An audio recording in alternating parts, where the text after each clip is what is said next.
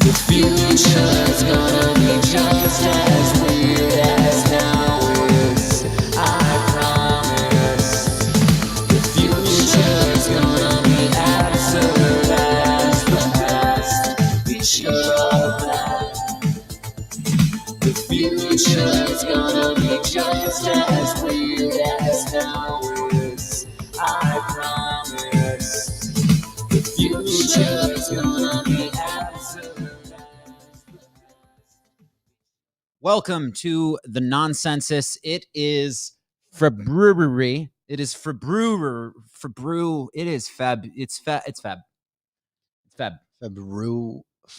February. Try to say it. Shrubbery.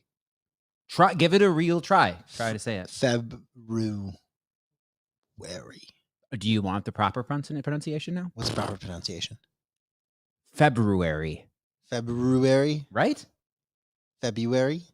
No. That's what people wrong. That's the bastardization. That's the one that your English teacher doesn't confront. Fuck, I've been talking a lot today and my brain is a scrambly boy. I'm so certain that I'm going to have many misspeakings. I'm going to probably black out at some point. I haven't been talking hardly at all for the last month. Yeah, I have took been that vow of I have been silently locked away in my cabin in the woods, scrawling my manifesto, and communing with the fishes and birds. None of that's actually true, except for the birds part. I've been really loving the birds. A flock of robins arrived this week, like a flock of bats out of hell. They have descended upon my property and bobble around like they might be drunk from eating the crab apples in the tree. It's also the coldest and snowiest that it's been so far this year, and the robins have returned, which typically indicates that it's springtime. I think they might actually be intoxicated. My mother's name is Robin. Used to go to Red Robin with my grandmother. Many fond memories there. When our food would arrive, me and my nana, we would eat at Red Robin on Hull Road. Would you get the stack of onion rings, the tower of onion rings? No, but we did bottomless steak fries, and we would eat a good amount of them. And then when our burgers arrived, we would stop whatever conversation we were in. We would not even segue into eating. We would immediately just stop. And that was so great. I love my Nana. She went to join the Stingrays. That's a Moana reference. I love my Nana. I see her face. I see her face when I would her energy dissipated and went into like the turtle quite a bit. Really? She used to go, "Well, you're definitely a turtle, Zach." And she would make this face. If you can see the visual element, she'd go, "Well, Zach, you're definitely a turtle." And and her name was Dolores, and she passed within a week after her passing in 2017. Dolores, the singer of the Cranberries, Irish lady, died. Really? Yeah, and that, like, how many famous Doloreses can you name? How many other than her? Is that the one? That's the one. Died within a week of my grandmother, who was the only. There was one other Dolly that I knew. Have you looked into other Dolores that may have passed at the same time? I wish to one day Dolores's own a DeLorean. Is it because of the doors or the stainless steel or the time travel? It's just because I want to be understood and respected. You like cool cars now. Yeah, I do. Yeah, I'm with the guy who sold me the Mustang for $2,000. Hell yeah.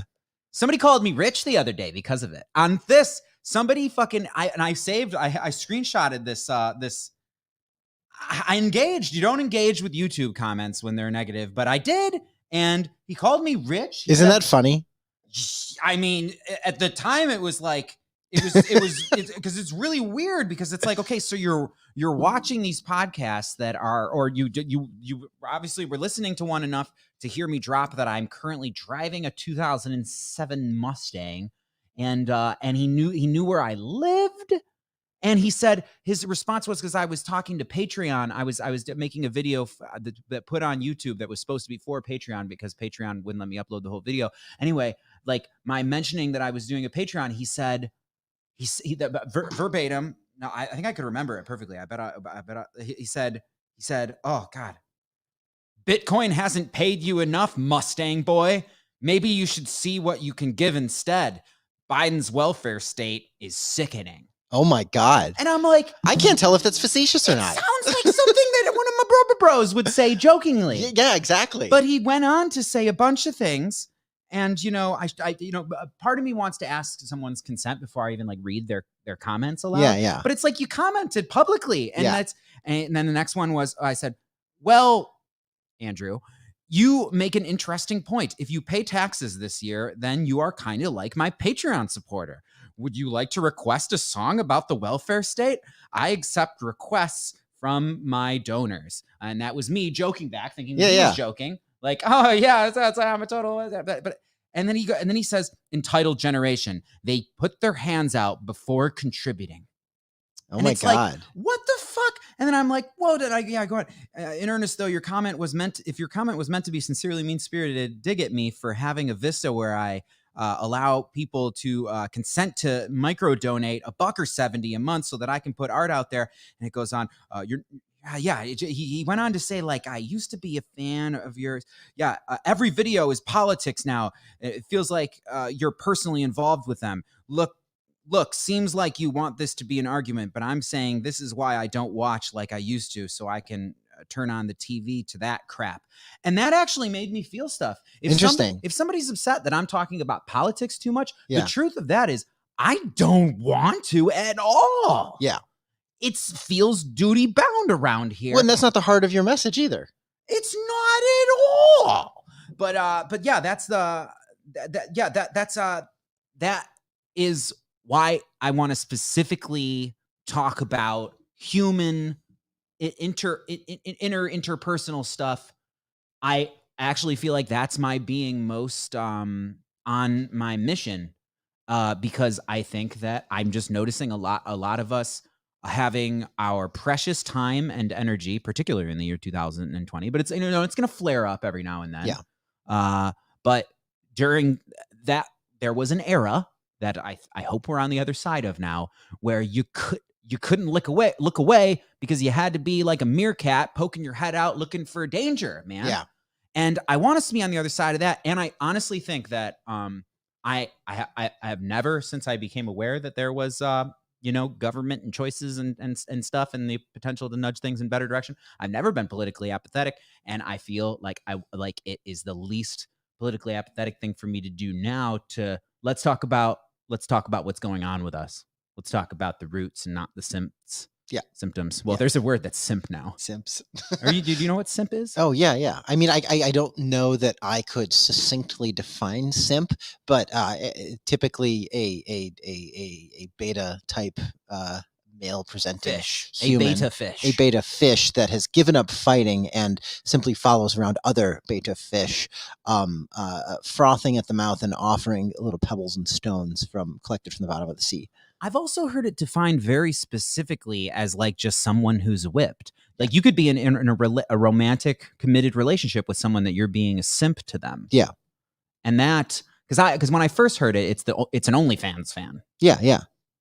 Which, for those of you just walking into the theater in 2074, and maybe OnlyFans isn't a thing anymore, it's probably going to be a massive thing. It's a store. They only carry fans. Lots of different fans, though. It's beautiful. I mean, any type of fan you'd want there. A Japanese, like a hand fan to just like manually. The Dyson bladeless fans that won't chop your dick off if you stick it in there. Wind turbines that can kill bald eagles faster than you can imagine. Yeah, just stacks of them. So it's Valentine's Day, and I've named this episode. What did I name it? That special Valentime of year. Mm-hmm. I don't want to just talk about Valentine's Day and how that makes people feel when they are or aren't participating in Valentine's Day. I'd like to talk about that, but also a brief moment. Let's talk about it being deep February in a place where it truly winters. Yeah. It is truly winter. It is. I don't think it's gotten above 25 degrees in the last week or 2 or 3 maybe. The snow has been consistently piling up, and personally, I love it. I enjoy the winter. I enjoy the heck out of the winter. Wow, And that's great. and the snow typically I would go snowboarding as much as I could. Haven't as much as I would have liked to this year, but really I just I don't know, it's been really interesting. This year has been I've had a lot of gratitude for little things, and it's been really interesting losing and changing so much, and then having this winter. I was looking, this I could see this winter coming, obviously because the seasons go in sequential order. Well, there was that one year. There was that one year where there was 3 winters in a row where it didn't, and then there was 7. It's true. Remember when we used to live in that Yeah, realm? yeah. I that think it was realm it's of- a second grade or so. I was, but No, I was talking about back in the motherfucking realm. Back I when see. we- I see. Oh, I thought we didn't talk about that. No, that's yeah, we don't make Game of Thrones references anymore. Fucking what the fuck were those ravens doing? Holy shit, he was a Stark and a Targaryen, and that led nowhere. Carry on. Anyways, it's been really interesting because I was looking forward to this winter, and actually not looking forward to it at all, and thinking that this was going to be a dark and dreary and difficult winter. And I make a lot of weird decisions sometimes, and I was making decisions based on avoiding pain for this winter, and all of those decisions ended the opposite of how I would have liked them to. And the thing that I feared, which was spending this winter alone, is now happening. And the strangest thing is I'm actually the happiest I've ever been, and it's really just surprising to me, but also very heartening, that on the other side of the things that I was afraid of, is actually the things that I wanted. Yeah, I mean, like winter offers. Okay, well, before I say this thing that I have gratitude to be a boy that has experienced a winter boy, that I have experienced winters, that I have been an Arctic turtle, and that it's part of our being. Those of us who have spent multiple winters where it winters. And it does something. You could say something like builds character, but it does something to your fucking character. Yeah. And just 2 or 3 years ago, but the last 2 years, like last year and this year, I have been heavy into Wim Hof. Oh. The Wim Hof method, the exposing oneself to cold showers. I have yet to do the thing where I get into like ice bucket baths, but I want to do that as soon as I can find a good barrel. We could just go dive into a river.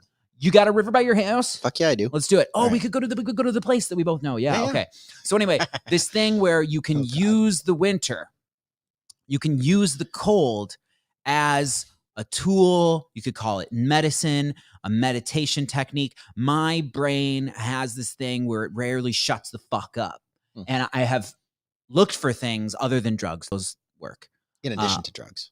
No, that I don't want to require drugs. I want to be able to get it. I want to be able to decide when I can send my brain to neutral. Yeah. I visualize it as these etheric, these like lightning tentacles come out of my brain, and they're going in all directions, and they're clinging onto different material stuff. And they might be thinking about, something like U.S. fucking politics or the world chess game of geopolitical potential fucking for stuff to, governments like, and I'm thinking, I really wish we could turn nuclear silos into museums that we can walk with our grandchildren and be like, yeah, they built these to actually do something with. But now it's a place where we gather and we paint and we walk and we in awe of what humanity how we used to be doing, because now it's all different. Like I'll have a thought like that, and then I'll have a thought about, it's like, oh God, will I ever be loved? Just different fucking things are coming up, and it's obnoxious, and it's so much more comfortable when I can experience thought at a pace that isn't overwhelming. Yeah. And what works every time to get all the tendrils to come back in, and I wouldn't call it thoughtlessness, but it's something that could be called, like, there's folks who have talked about this, like Zen or something, acceptance, not judging the thoughts and being anyway. Taking this shower right here, cold water. I'm not able to think. And then if I'm able to do the thing where I keep it cold blasting on me and I try to relax into that, it is instantaneous drug experience. It's a bunch of healthy stuff that I'm not gonna say the jargon that I don't know for. But yeah, Wim Hof method, cold exposure. So when you live in a winter place, you just got that. You've got a cryo. Right now, if you walk outside, you can go from like, I'm pretty warm right now. Yeah. Almost nearing on uncomfortably so. If I get really, really turned, then I'll be warm. Mhm. And to be able to step out and be immediately extremely cold quickly by removing clothing and then come back in, like coziness is great. But yeah, winter as a tool of like, I've noticed more and more, I have the ability now. It's not always as easy, but I can decide this isn't uncomfortable, this extreme cold. Yep. This is a feeling. This is just a feeling. Yep. And if you can do that with other stuff, like sadness, like if without being like, oh God, I'm sad, but just like, I feel the sadness. Yeah. I'd like to call that the meditative state of mind. And I'm by no means a master of meditation or furthest thing from it, to be honest. I rarely meditate. It's helpful when I do, but I have developed this really neat ability from learning about meditation and doing it the paltry amounts I have, where I can observe things and thoughts and feelings as opposed to experiencing them. Well, I experience them too, but to choose whether or not I am engaged and identified with whatever thought and emotion is crossing my mind, or I'm just observing it. And it's, there's many times where I just get caught up in the feeling and completely forget that I have this ability, but there's sometimes where I'm able to. And actually we were chatting about him, a little bit ago. Otter had a really cool lesson about that. Was, you walk outside and, you're in your coat and you hold your coat really close to you and you're kind of shivering and you feel really cold. But if you can just relax and maybe not necessarily open your coat up, but open your body up and just accept the cold and walk through it. You're the same temperature. You're just have a different mind state about it. And it's similar to the meditative state of mind. You're observing the cold feelings rather than identifying with them. Yeah. I've noticed this thing where you can be out in the cold for a period of time and you're totally feeling it, but there's something that clicks in once you say, I'm cold. Yep. Like I'm fucking really cold now. Yeah. Like, and it's this it's not a resisting. It's not being tough. Yeah. No. Well, there's something about drinking alcohol. If you've consumed a significant amount of alcohol, and you're out carousing with your friends, and is that a fucking word? Carouse? Fuck yeah, it is. Carouse all day. Define. Walk around drunkenly with your friends on a cold night. Is it like peruse? Yeah, but you're I think it's kind of, it sounds like peruse, carousing. Anyways, but you're out and you've had a few drinks and you're walking around and chatting and joking and having fun and you're not really terribly cold. It's remarkable. But in the moment, it's just like, oh yeah, we've had a few drinks. That's keeping me warm inside. No, actually the alcohol is keeping you cold inside. It just, you don't perceive it because you're not focused on it anymore. It is carousing, but it's not like it has carousing. It has a word.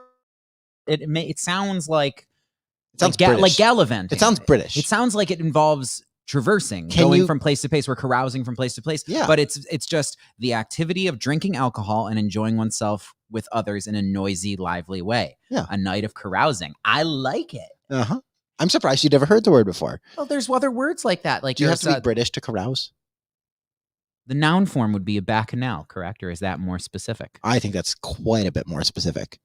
That involves nudity and orgiastic the removal of clothes at very least. One must be nude to bacchanal? It's in there. It's part of the experience. Okay. So someone will be nude at the bacchanal.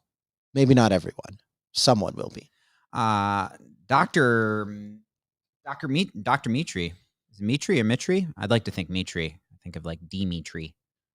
Do you find writing helps with a meditative state? I do when I do it. Oh, absolutely. Everything helps when I get to this place where I'm, because it could be called flow. Yeah. Doing something while in a meditative state, if the definition is not judging it, and I fucking was so held up in my getting better at like what could be called effective meditating, but that's counterproductive because it's like, am I effectively meditating? Am I meditating? Am I meditating? That's not, because it is, the best definition for what I experience of like being in a meditative state is what you just said. Not judging you're observing. Yeah. Thoughts are happening, but it's like, oh, look at that. Oh yeah, man. To respond to your question, Doctor, too. I do find writing to put me into that meditative state of mind, and also in the past haven't done it anywhere near as much as I'd like to, but I had a really, really fantastic experience writing a couple of days ago. I think I got food poisoning or something. I was very sick all night. I didn't sleep very much. I did that to you. And then, motherfucker, I woke up. And I woke up just like in a very weird state of mind. I hadn't slept very well. And I normally drink coffee in the morning. And I went and made some cacao instead because I didn't really want coffee. Cacao. Is that special chocolate? Cacao. It is the unprocessed bean paste of the cacao bean before it is turned into chocolate. It contains shit, I can't remember the chemical anymore. It'll come to me in like 3 minutes. Thermine, so the biothermine, bromine. Not bromine. Certainly not bromine. It's bromo. Thermonepylene.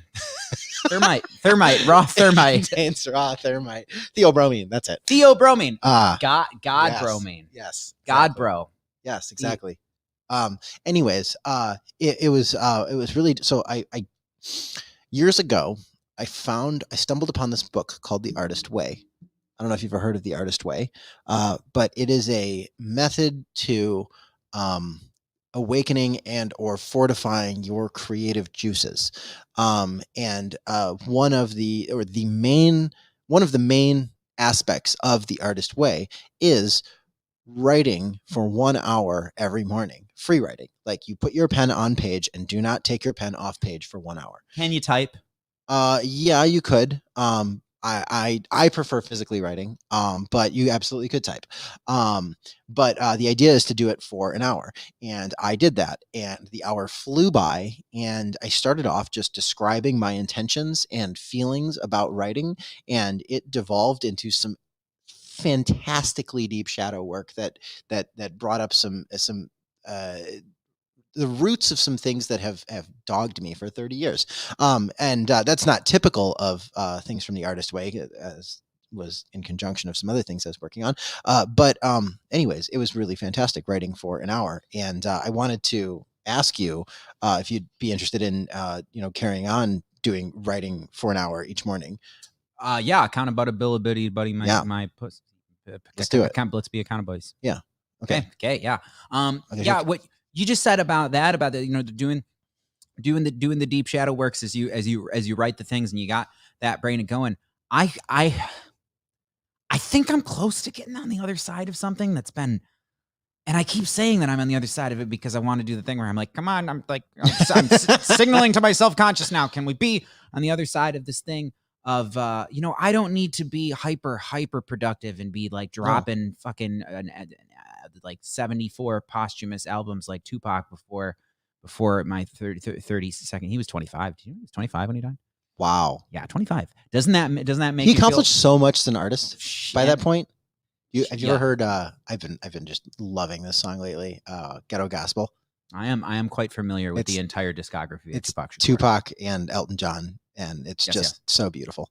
Anyways, So how did I bring up Tupac? Artistry. Oh yeah, we don't. I'm done whip cracking myself I have to be this hyper productive thing. I think I have a stint in my life where because I think it's like a mode. I believe that once I get into this mode and I become addicted to that level of completion, Dr. Mitri says productivity is the key to quieting the mind. Finishing a job helps. And I know, and I want that addiction. And I have been in a fucking, personal internal suffer story and lack, and I'm a failure, and I can't make a decision. If I can make a decision, then I would be a failure. But if so much of that going on in the last 4 years. But there was like my graph of productivity of being I don't want to say being able to, because that makes it seem like it's not my responsibility to, but there was a time where I was putting stuff out there and and the graph just went, and been creating so many stems, but not bringing them to term. And that's what, and the really great thing about this that already synergizes it all is like I started doing the podcasty freeform conversation thing and actually got it going to where it's a regular addiction now. I could use a different word than addiction, but yeah, something that I am doing but I'm doing frequently because I don't feel like it's a negotiation. Yeah.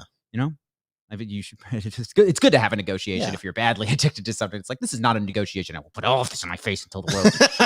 But anyway, is because I was like, I have so much to express, and I'm having thoughts every day, and I feel none of that, or I was feeling very little of that, where I feel like I'm serving the world to any adequate degree by my own standard. Because I'm not completing songs and putting them out there. I'm just having all these thoughts. So if I press record for an hour, at least an hour or 3 a week, then there's something, happening. And then once the pandemic, for those of you just tuning in, it's at some point in the distant history or deep, deep past, it is 2021. There has been a pandemic. We are in that, and it's made it so socializing has been a little bit particularly in the northern states, or as we say, we're in the Midwest. But this is neither the middle nor west of the country. Anyway, there's been less parties, less getting together. It's been isolated on purpose quite a bit, for quite a fuck in time, and so without having live events to spill forth with bursts of inspiration, it's like, this is the best for me. It's like this. It's just going. But anyway, I want to click over into, or gradually get myself going on finishing things, and it's excruciating for me. I don't want to identify with this pattern, but I've launched a new stem, and I'm excited about a new thing before I can complete the old thing. Yeah, and I think the way to do that would be some sort of accountability, to have some sort of external, hey, you finished with that thing? And I've tried to do that for myself. I think I'm doing it this time. Like that thing about when I said I put up a video on the YouTube of Patreon, it was a poll asking people, hey, you guys are the patrons who are giving this an amount of money to me every month to put art out there, or just to exist. Yeah. And I was asking, do you want me to finish this Magical Turtle musical song, or this esoteric rappy do sort of 80s retro vibe song called Absurd Future, where I talk about like sex with robots and AI futurism stuff. Hands down, Absurd Future. Yeah, that's what it's gonna, and then that's what the poll said. Yeah, okay, that's what I'm gonna do. But I am gonna do the turtle song too. You better do the turtle song too. Yeah, but it's but that, like, to complete a song right now would feel so good. It's been so long, so much making and starting, but finishing so hard. It's like never getting to come or give birth to your baby. I mean, who would do the O'Doul's pregnancy? If you just get pregnant without having it. Who would you? It just goes. You reabsorb it later. You just are pregnant for 9 months. It goes through the whole thing, and then at the end of it, it just kind of metabolizes into you. And you it's a practice run. Yeah, who would do that? Nobody would do that now. People they don't offer that now. I mean, you get a Ticker Tucker baby that you get to try to be. I almost man, when I think of things like that, segueing into Valentine's Day. Yeah. When I think about what we're going to do about us all having wombs, like we all can have a baby, right? We all start as babies. We all start right? as babies. Yes, we're all pregnant. We are all in different ways pregnant with ideas that we struggle to birth. Yeah. And there's some talk about it's like, do I want to have a baby right now? It's looking a little dodgy out there. It's always looking a little dodgy. It's always been. There's a meteorite shooting gallery in the sky all the time. See the Middle Ages. Yeah. And which I know I was at any age, but the current we're actually the really ironic thing that people are afraid that the world is on the cusp of Armageddon, and maybe it is. We've got nuclear weapons now. They prefer Armageddon. The megalodons. No, we prefer Armageddon. But what do the megalodons prefer? Those are the spiky dinosaurs with the tails that hit you? Yeah, exactly. I don't talk to them. Fuck. We are arguably in the pinnacle of human existence. We really are. We have the longest life expectancy that we ever have. And many of the social issues, while they're very loud and in your face right now, are actually getting better. We're actively working to solve so many things that in the past we were just like, that's not even a problem. Yeah. And yet everyone is under this. Not everyone. You're right. I'm painting with a broad brush here. Many people are under this spell that right now is a real sketchy time. This is the And darkest it is hour. it's a little sketchy. There's some sketchy Very things going on uncertain. right now. But imagine 100 years ago, like murder was like, how are you going to catch that guy? If happened in the fucking woods. If you were coming from the other direction, that I would say the other direction thing, and this is the thing that I think it's very much a balance, and both are entirely Yeah. true. But when somebody brings up, and I could say that that's like the Steven Pinkerton vibe. Steven Pinkerton wrote a book about things are getting better. Oh, okay. There's a bunch of statistics from around the world showing that we're less warring than we've ever been. Absolutely. Like we're bringing people out of poverty, and We really are. COVID did a thing, but there was a time where like the graphs were just Right. people are coming out of poverty at an exponential rate. It's like Yeah. there's almost like if things keep going at this rate, there's an exit date for some of the things that used to be Right.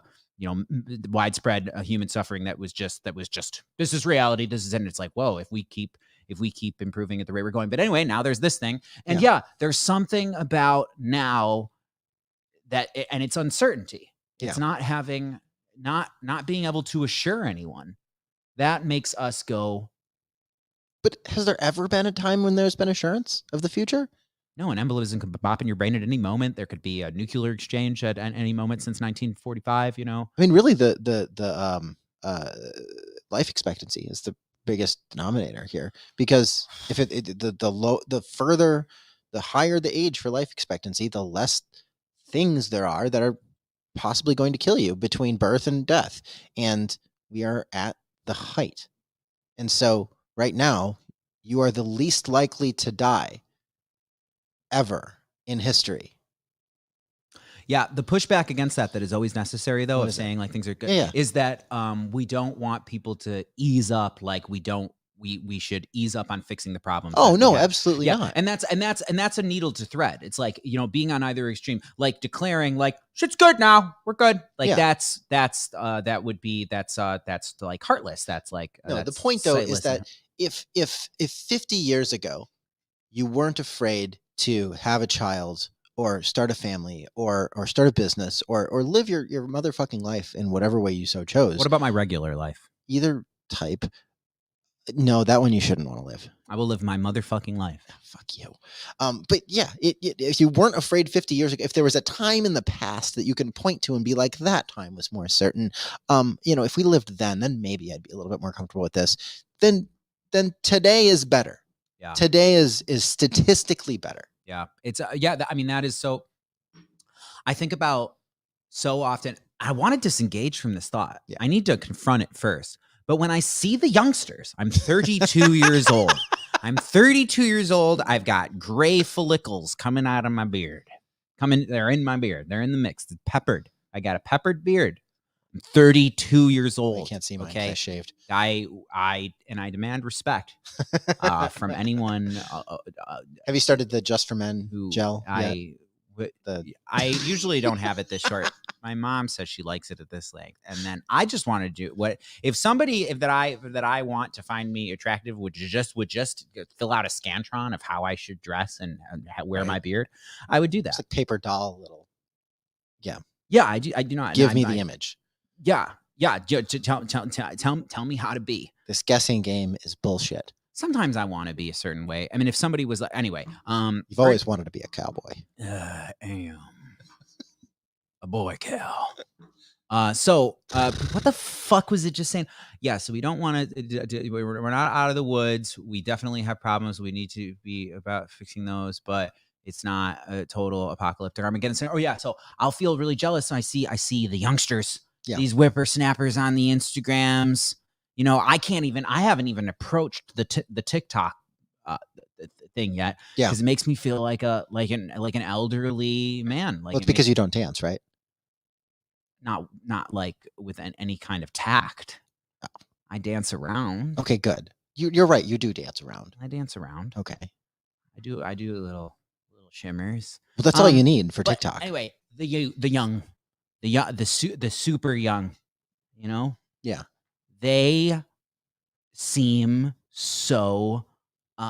I see so many that are complaining at the same rate and intensity that I was when I was a teenager. Yeah. And I just think, oh God, what I wouldn't give to go back with my brain into my 15-year-old body and just feel so secure and safe, and it'll be a decade before you have responsibilities that are really, and even those, like, to just know that it was, because back then we thought we were in apocalypse times. Remember George W. Bush? Oh yeah, absolutely. You remember when he wasn't relative to another infamous villain of history, and absolutely, and it was bad, and it was like, is it ever going to be okay? I remember adult authorities in my life coming to me and being like, "Look, if the draft starts, I will help you get to Canada."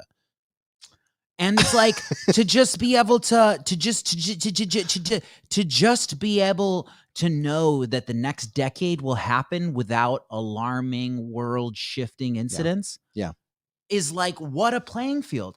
And it was even when things seemed like they were getting spooky and spicy, veering out of politics into this. It is that Valentime of year. Yeah. It is February 14th. It's Valentine's Day. Yeah. A tine is like a tine on a fork. Yeah.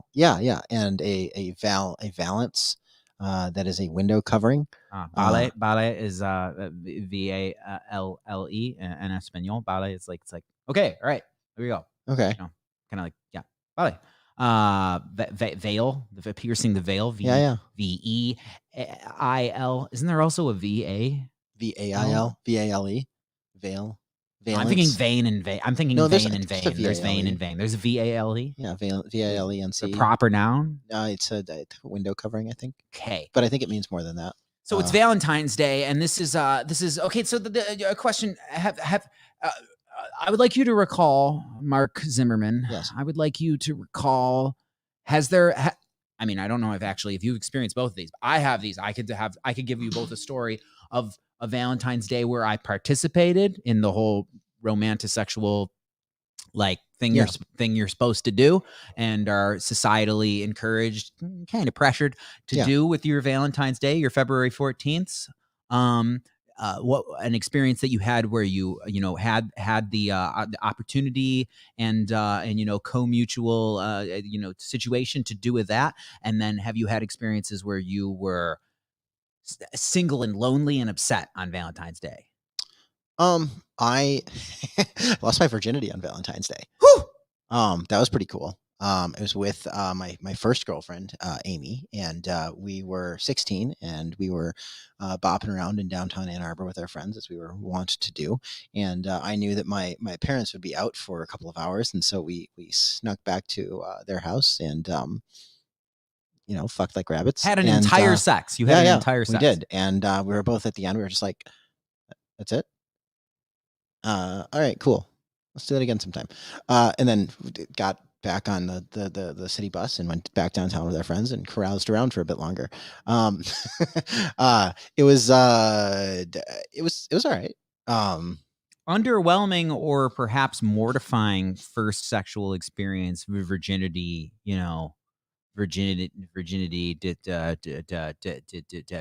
losing that. Most people don't say that was great. Yeah. I don't know. It's a single ladybird who says like, "Oh, when I lost my virginity, it was fucking stellar." Yeah. Because there's that whole thing. There's that barrier, and there's that pain, blood. But not. That's not always. No. But yeah, and I had a first time that was so bad. I'm not sure if it counted. Also, I'm not sure if it's my subconscious protecting me from a darker truth. Jesus. That it was so bad. It was so bad. I want the Men in Black, remove your memory pen. I would like that memory removed from. I have a vague remembrance of this story. I think you've told me. Oh God. Yeah. And and I feel like I should kind of say, because it's one sentence. I was so pressured by, Yeah. not by her, but by like, oh, never mind. I don't want to talk about this. This is between me and my therapist. Anyway, Understood. so you had the experience where you lost your virginity on Valentine's Day Yeah, I and did. participated. Yeah. And that was positive, but not sirens. Yeah, exactly. It was, we were both Excuse me, happy. trumpets, not sirens. It's different. Sorry. Yeah, no, it wasn't a bad experience. It was pretty good. It was neither of us knew what the heck we were doing, and so we just There wasn't YouTube back then. no, there wasn't. We got the stuffed animals, and My YouTube tutorial on how to have your first sex like it's your 70th. Is that really a YouTube video? That's mine. That's mine. Okay, good. It's in development. I mean, It's one of the many projects. It's one of the few things that I feel confident instructing. Okay. I feel like Can you instruct on the? Never mind. You put your thumb on each other's foreheads, feel the aura of each other's third eyes, gaze into each other's something, and just try to tantric bukkake. Try to. So what? And then have you had a Valentine's Day where you were alone and aware of it? I have, yeah. Every Valentine before that, and then 4 or 5 after that. I mean, I was married for 10 years, so I had 10 of them that I was not alone for. And we typically made the best of it. Would go out to dinner or make a nice dinner, or there were a few times where neither of us had made any plans or done anything to prepare, and we were scrambling to find a place to go out to dinner. But that's one of those good frustrations to have. It's like, oh, good frustration. Yeah, it's like you're in a marriage, and like you figure stuff out together, and it might be frustrating, but you'd rather have those frustrations than not a relationship. It's interesting. Yeah, until you don't. Until you. But yeah, I don't know. Today, this is probably. I guess I was not.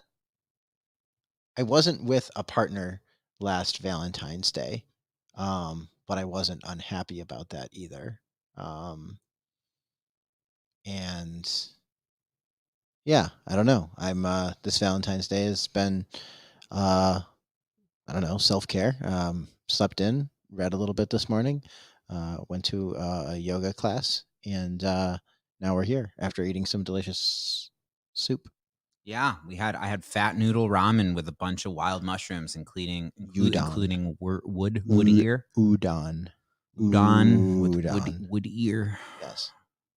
When pho is on the menu and I choose something else, yeah, that means I'm curious about those wild mushrooms. You didn't regret your decision though, did you? Oh, it was great. Yeah. Oh, it was great. It's fabulous.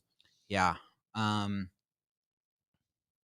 I was 16 years old, it was either 15 or 16. Mm-hmm. I did have what has been the only relationship of a romantic-sexual nature in my entire life where it was agreed upon verbally and withheld for more than 6 months, more than 12 months. It was 2 years where we were boyfriend and girlfriend. I'll let you fantasize of which was which. Yeah. And when we'd switch and when we'd morph and but we were together as a pair. Yeah. And we were girlfriend and boyfriend for 2 years. Bathing in the gender fluid.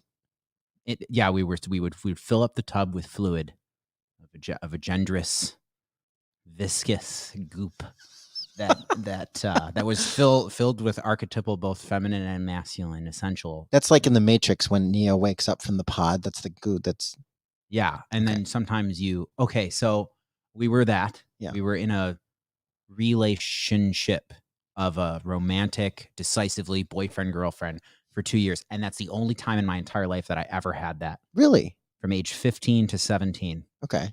Since then, I've had relationships. Yeah. Flings. None very long where anything was consistent, and never again where something was clearly negotiated as we are this. Is that for lack of the lack of attempt to negotiate that, or has it just been sort of nebulous, free-flowing interaction with other humans. There's been a bunch of things going on. This Yeah. might be better between me and my therapist because I would, there was this one time where I talk a lot. I would say that I have been practicing before it was a thing. What is now popularly referred to and has an understanding. There's an understanding of ethical non-monogamy. I was going to say non-ethical, ethical non-monogamy, but polyamory, like more talking than I think. And that's how I define really what I do is like I want someone who wants honesty and to almost an obnoxious degree. Yeah. You know, and honesty with oneself and saying we're gonna now I'm open to this to change. I am open as fuck right now. I could fucking straight up, especially with this pandemic going, this is the golden era of the last gasping breaths of monogamy. You could marry a Mormon girl, move to Utah and take up Islam, you're saying? I am if I met this is why I feel so it feels ridiculous and erroneous for me to say I am polyamorous. Yeah. It's like if I could be at the ball, you know, like the when she bites the peach in Labyrinth, I could be at the ball and we're all in the mask, the ones that cover the eyes, not the face, but now it would probably have to be both. And the crowd could part and I could lock eyes with someone that I am experiencing a level of love and perhaps like emotional addiction sort of thing, you know, the whole nine of whatever inspires people to do a thing where it's like, let's fucking hammer this down. Yeah. And I would do it. Yeah. I'll know when I'm in the room. Yeah. But for the last better half of a decade, I wouldn't even say I haven't been open to it. But anyway, so age 15 to 16, it was either age about 15 to 16. I remember very, very, very starkly being like, it's Valentine's Day. And it's the first Valentine's Day where I have a Valentine. And I don't really, you know, I work at Hungry Howie's. I don't have a ton of money. And I'm not really dating somebody who I think would be too thrilled about a thing as much as an experience. Yeah. And she was you know, really cunnilingus being, she was like, yeah, and so I was just, I worked at Hungry Howie's. And this, now I look back and this is what TLC we're talking about. And I don't want no scrubs. It's like, I don't want new guy who works at Hungry Howie's and cuts a heart-shaped pizza on Valentine's Day and just eats me out for longer than usual. Or maybe they do. Maybe they did. Maybe that's I think there are a lot of girls that would fucking flip for that. I think that is so. And I was listening to a Clubhouse room last night and I forget her name. Comedian Leah, because that's romantic as fuck. Leah. Okay, but she entirely validated exactly what I was what I thought then, which turns out that somebody is about this. Leah Lamar. Yeah, she's doing really, really great on Clubhouse, and she's a stand-up comedian, and she's like, I want to fill my life with more magical turtles who are of this vibe. She said exactly what I thought, and it's not like this is everyone, but this was my logic at age, I don't know if it was, remember, I'm gonna say 15. Yeah. I'm going to say 16. Okay, 16. Yeah, because 16, I had the job at Hungry Howie's for sure. Okay, so my logic is the golden rule sort of thing. Like, you know, do unto others as you would have do unto you, but, you know, not in the context of like, don't throw your slushie at me because you wouldn't want me to throw my milkshake at you. Right. You know, what is the milkshake that will truly summon me to the 1 yard every time? And that is, it's like, do I want a fucking Rolex or some trinket or some like placard? I am in the market for like a analog clock, because I've discovered that if I can look at a clock with hands, it slows time for my special situation. Oh, it's amazing. Cool. It's such a meditation. But like my whole life, whenever I think of like if I were in a relationship with someone who was going to like gift me something and they gave me a thing, you're actually inconveniencing me. Yeah. You're giving me, I don't want objects. Yeah. It drives my particular situation, which is referred to as ADHD or whatever. One of the things is like, I have a thing with the you know, and it's a pattern. We can get better. But like, I have this thing with objects and object permanence, and like, it causes me strife to own I'm going things. to redefine this for you. And It's going to take a weight off your shoulders because this isn't a disorder. This is a movement. It's called minimalism, and you are a minimalist. I am a And minimalist. it is hype as fuck. It is. I'm into it. And Good. and so I don't want things. I want experiences, which Exactly. is consumables. And yeah, if it's like really in something like I have a. And a lot of people have this about being. There's a lot of folks that I've talked to and had interactions with where being able to lie back and receive something like a very spirited oral sex, like this is for you. Don't try to reach and turn this into another act. This is about you. Enjoy, take this fully in. And she had no like just the opposite of issue with that. Yeah. And as where I've had lovers before, where it's like kind of similar how I've been in the past, where it's like difficult to just allow for receiving. But this individual did not have that at all. It was like anytime that she could spend, I would like to have more eloquent words, but having her pussy eaten though. Who bites off chunks, chews and swallows? Where'd that come from? Jesus Come on now. Christ. Yeah, because eat though. And then the eating of ass, like when the eating of ass is like, it's tongue fucking. Yeah. Fucking with one's tongue. Tongue fucking the fart box. Jesus. Now you've just, oh my God, we're trying to have a anyway. So perform like vigorous cunnilingus-ing for an inordinate amount of time. Yeah. Like I honestly was like, that's what she actually would like. Right. That's what she would actually appreciate in the moment. And the only thing would be there's societal signals telling her like, oh, but he didn't buy anything. Were there flowers? Were there this? Yeah. And it's like, no, I went down on her for a fucking solid half hour. You know, like and that made me. And Leah, the comedian that I was listening to on Clubhouse last night. Yeah. She said, of all like things like I just want you to go down on me for an inordinate amount of time, and she said hours. And at that time I was maybe thinking like, oh, there's a certain point, or maybe I got selfish at some point. It's like, okay, let's make this a mutual act. But like I will very gladly, when I am even just baseline attracted to someone, let alone like we had a thing going, me and it was puppy love, but it was the thing. There's nothing I'd rather do than go down on a vagina that I love and or I'm attracted to for hours, 2 hours, until that fucking body is vibrating and just clawing at your head. The only thing that is the thing of stop is like, is this no longer appreciated, or am I hungry? But I'll for something other than pussy. I'll sustain off of the residual nutrients of piscinal juices. I would, if I could spend my entire life in like the Matrix pink goop of like not having to address the struggles of the earth because I'm just performing cunnilingus my entire life that I'm alive, I'm in. So, and I'm not like just putting that out there as a selling point of like date me on February 14th, like, let's like strategize so that we, become a solidified, because that's the thing about new relationships. People feel weird about, Christmas and Valentine's Day sort of things. It's like, we just started dating. I don't want to be doing the thing. It's Christmas, and really, less with Valentine's Day, but with people with Christmas and they just started. Well, it's like a family thing. I don't necessarily. To bring someone into your family Christmas thing. That's like, oh, you're a part of my family now, and I don't know if I'm ready to do that. KT Stark says, I hate objects too. So much emotional burden with them.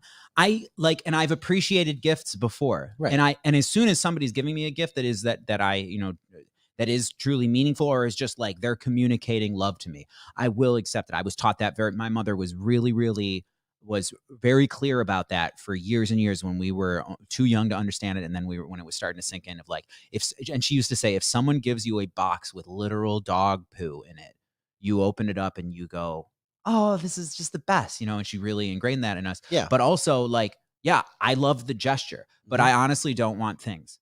Yeah. I honestly don't want things. I could think, and it's, and the sexual favor thing I knew that was a particular thing. It's not like I'm not painting with a broad stroke brush of just because Leah Lamar, this comedian, and this girl that I dated when I was a teenager, like didn't seem to have a ceiling for what is being eaten out too much. I can't say eaten out without being like, why do we say that? Where did this eat come from? Cunnilized? Cunnilingized? Because it's like a tuba player. What else could you call it? I always end up defaulting to the scientific where cunnilingus or performing. Go down on. I like to say go down There you on. go. And I also like to say like devour. I like to use where I usually use That's a good one. hyperbolic That's a language good one. because that's it. That's like it is an act that is very enjoyable to me when it is appreciated. Yeah. And I've had 3 that I can distinctly remember who at the very least had weird psychology about being went down on. Yeah. And actually one who straight up was avoidant of that. Yep. And it became clear that she was avoidant of that once we got to the point of comfortable with each other where it's like, actually, that's not a thing and it was odd. It was odd because I hadn't encountered that before, and it was just like, oh, really? Because I've just came out. I've just everyone that I've experienced before is just like, that's just the best. Yeah. Some people have, weird neurosis about that and an experience that they didn't like or made them uncomfortable or whatever. And, that's, or it's just, I don't know, they don't like a scratchy beard or whatever it is. There's all sorts of people out there and things that they like. Yeah, And, there's the self-consciousness can be a part of it. What was said. people also just experience things differently. It took me Yeah. a long time to fucking figure that one out. Yeah. And it's I wish that everybody could be verbal, like because me, I wish we were just hyper verbal at the beginning. I would like a scantron when I'm like a new thing is heading in that direction. It's like it's looking like at some point, not necessarily tonight or this week, but it's looking like at some point we're like this seems pretty mutual. This is gone. Like I wish that it was like, all right, pause. Here's a scantron. If you'd like me to fill out a questionnaire that you have designed. Yeah. Let's find out exactly what each other like and leave the door open a creak for possibly new things. But I love being directly verbally said, what a girl wants, what a girl needs, when I'm next you. That's Christina Aguilera. Yeah. Have me free, I'm thanking you. Forgive, because like I want to do exactly that, unless it's something that is out of my range and I don't know what that would be. Yeah. So yeah, there was the time of that heart-shaped pizza going down on for like at least 20, 30 minutes, like a lot. We're to the point where it's like, if it wasn't Valentine's Day, this would be a little ridiculous, sort of thing.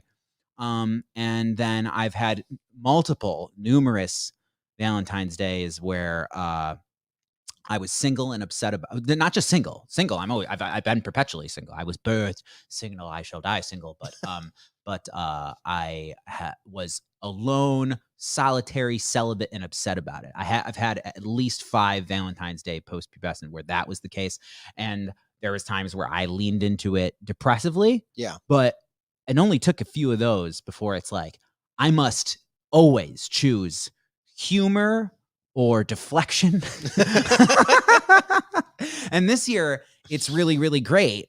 That this year I knew that I was going to, there was no chance and I wasn't going to seek it out to have romantic sexual courtship this day. And I decided that I wasn't even going to put a message in a bottle or even try that at all today.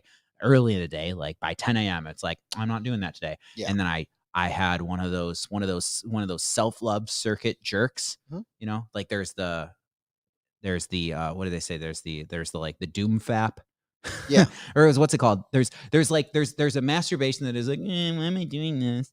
And then there's like a self-celebration of like an act of self-love and and the difficult part, which is a meditation in itself, is like after you fucking shoot the load on the towel and it's like, I am a good person. Or just not having that thing that can happen afterwards, where it's like where you feel embarrassed and ashamed and you're alone, So it's really interesting that you bring that up because I know that is a really common thing that people experience. Mm-hmm. I've never experienced that.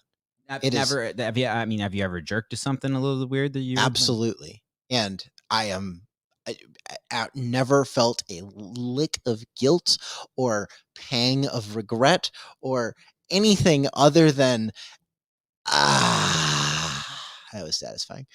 Oh, time to clean up. It's and I think I'm just wired differently than some people. That's great though. That's having less shame, I think, is the ticket to a good life. and feeling no guilt about being an absolute fucking monster, like that's a problem. Oh, But you're so not absolutely. that. You're No. so the fuck not that. So I think that a lot of us, I think that it's probably like a truism about humans that who's feeling the most guilt? Probably somebody who is relatively Who doesn't fucking angelic. deserve to. Yeah. Yeah. Because oh man, and I have felt so much guilt and shame about so many things Yeah. that are entirely unnecessary. Like I am gonna try my best. I look back at some romantic sexual exchanges that happened, or just really failures to communicate. Yeah. And I feel embarrassed, and like a tightness in my chest happens sometimes when I think about it. And I would so prefer to be able to talk to that person and be able to be like,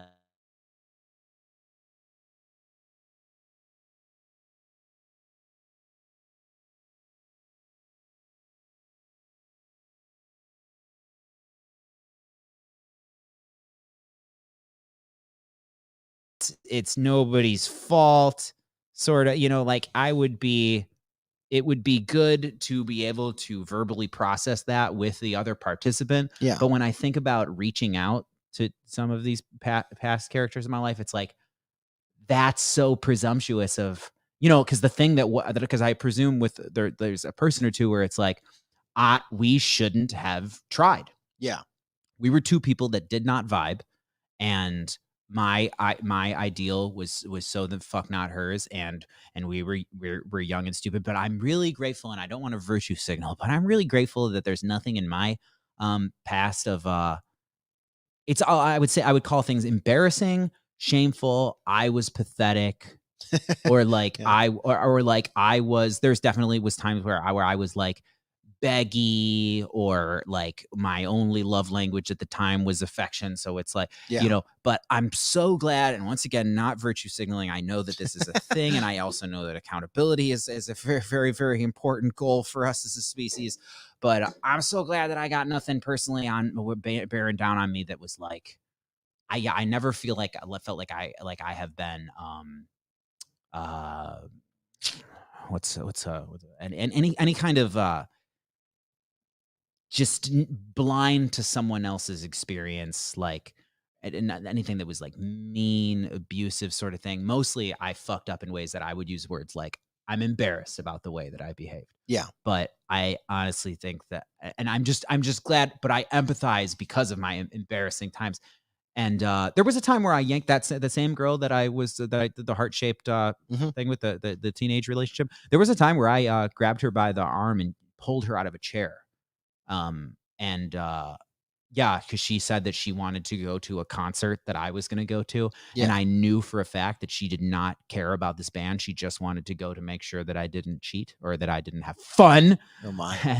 And I just like had a momentary freak out and pulled her out of a chair by the arm, like, like we're going to like to the door sort of thing. And I think this was after this was after like I'm not leaving sort of thing. But like as soon as that happened, and it's very similar to The Shining. Yeah. Remember in The Shining where he says, and I pulled his arm and I might have just applied just a couple square pounds, a couple, like a little too much pressure. Yeah. And it dislocated his shoulder. It hurt. She was not like hurt by this other than just like, it did not look good. It was a teenage boy pulling a teenage girl out of a chair by her arm. And as soon as the yank was after, it was like, oh man, that was hard. It was immediately, sobbing apology, feeling terrible for weeks and trying to, correct that. Yeah. So it gave me a glimpse of the like of how that happens. I remember when I found out that John Lennon was like, knowingly, admittedly abusive to lovers. Interesting. I've heard that. Yeah, in the song, in the Beatles song, "It's Getting Better All the Time," there's a lyric where he says, "I used to be cruel to my woman, I beat her," and it's like, fuck. Yeah. And that's a, we're at a place now where it's looking at that, it's like, I want to fucking, you can't be love, and that. Right. But back then it was, it is like, he was super vulnerable with the song Jealous. I'm just a jealous guy. There was so I have plenty of things, both positive and negative, to say about John Lennon. I have a tattoo that says, "You may say I'm a dreamer," that I got when I was a teenager. I used to be really, really into him, and now I look back and it's like, not the best, but like that. But he was very human and admitted that the song "Jealous Guy" was about. Like, yeah, I do feel possessive about Yoko. I do feel a bit like I want to own her, you know. And I'm being vulnerable with you. I'm being honest. Like, this is the thing. And it's like, I kind of prefer that to being honest about it and like announcing. I think that's what it is to be a good potentially dangerous. Yeah. Well, and it's interesting too, because, the way that, I don't know if you're directly quoting him or if you're just expressing the sentiment that you've Not heard him verbatim, but he express. did say that. There are women that like that level of possessiveness. Watch it. Oh, yeah, level of possessiveness. Okay, right, that level of possessiveness. Oh, yeah, no, it's a thing that want people to will feel say, like someone is like, that is my person, and they are mine, and that's something desirable to some people. Somebody said recently, I love monogamy because it's like 24-hour BDSM. It's like 24-hour bondage. 24-hour bondage. And that's how I view it. And I think of that as like, but really saying things that I just want the honesty. I feel like I could have had so much better experiences romantic sexually throughout the years. Was something that I can't have any like anger of looking back, because it's like I wasn't able to express myself too. We didn't know what we wanted, but now it's just like, what's more attractive, or I would say just more optimal from a person now is like, if you know what you want and can say it, that just is so important to me now. Yeah. It's so, because someone who thinks that you should swing in the dark and figure shit out, I don't. But I mean, but also, I want people to enjoy their lives as long as we don't get to some nuclear level of bad. I had a friend recently, and she came to me, and she was having.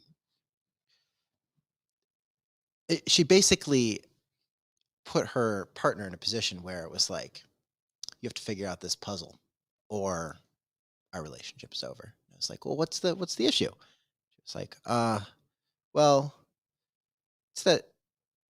And I'm brutalizing this. It would be awful if she were watching right now.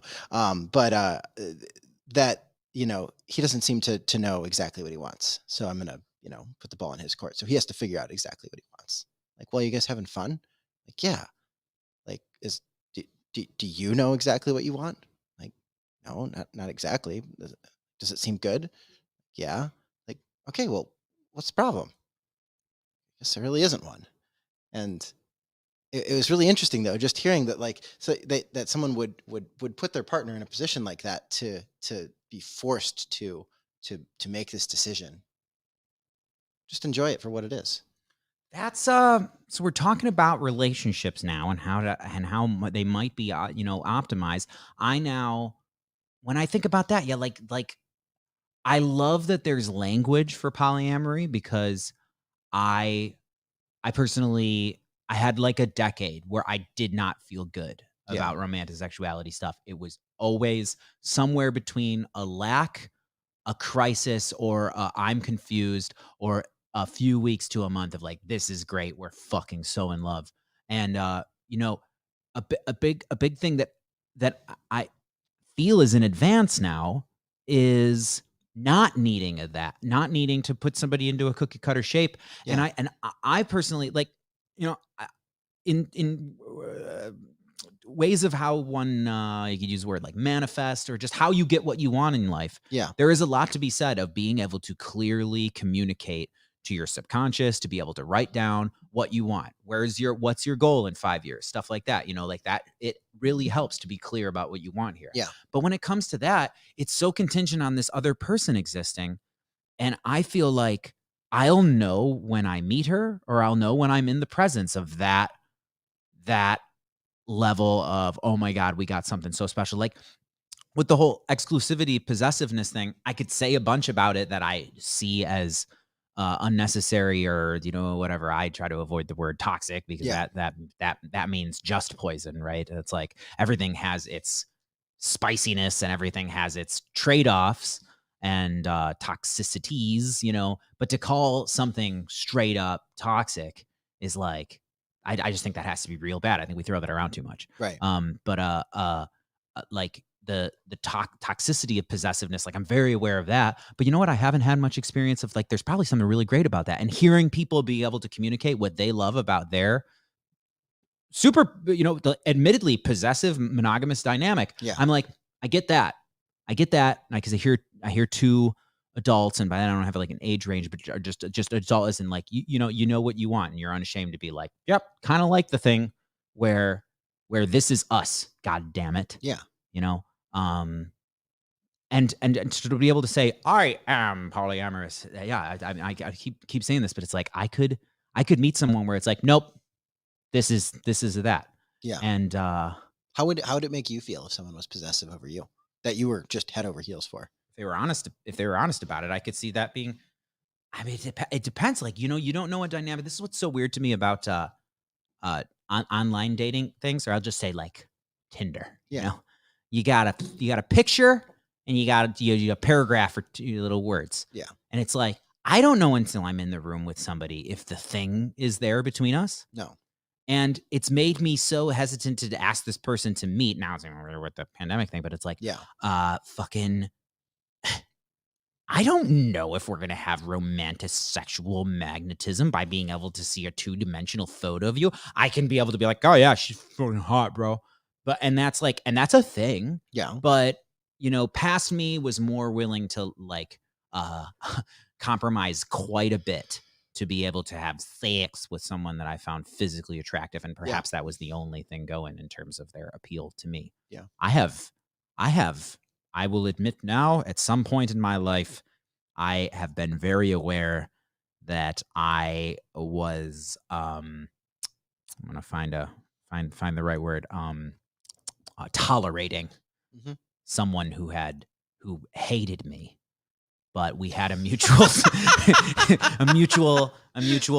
sexual attraction and capacity to please one another, and kept that going for like months more than needed to. And who's to shame that? I think that the experiences like that can be valuable. You'll learn something about yourself from that. Absolutely. Being kicked out of somebody's house at fucking 4 a.m. when you 3 hours from home is an experience that, I think I'd probably put character, gave me care. I'm who I am today from that. But yeah, I think it's yeah. What do you think about that? Knowing what you want as opposed to like I'll know when it's happening.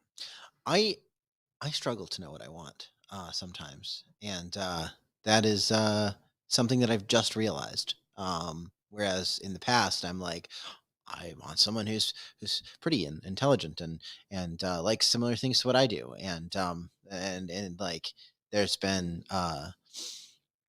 relationships where I've had those things, but then there were other things that are just like, oh, well, this is atrocious. But I've got these other things, and so hey, just carry on. But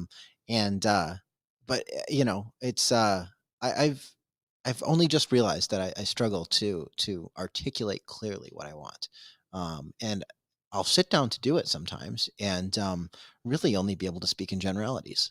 It's pretty interesting. Yeah, I mean.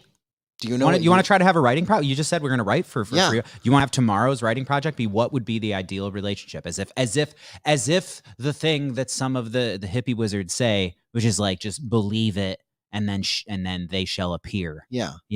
Like if I believe that, then I would definitely write something down, because I do have a concept of what would be of who would be ideal. But this idea that it's contingent upon a person existing. Been to Burning Man 9 times and took a good look around the place. I'm 32 years old. I don't think I cannot cleanly say with confidence that I have stood in the presence of somebody that I would want to be in an exclusive monogamous relationship for periods of time.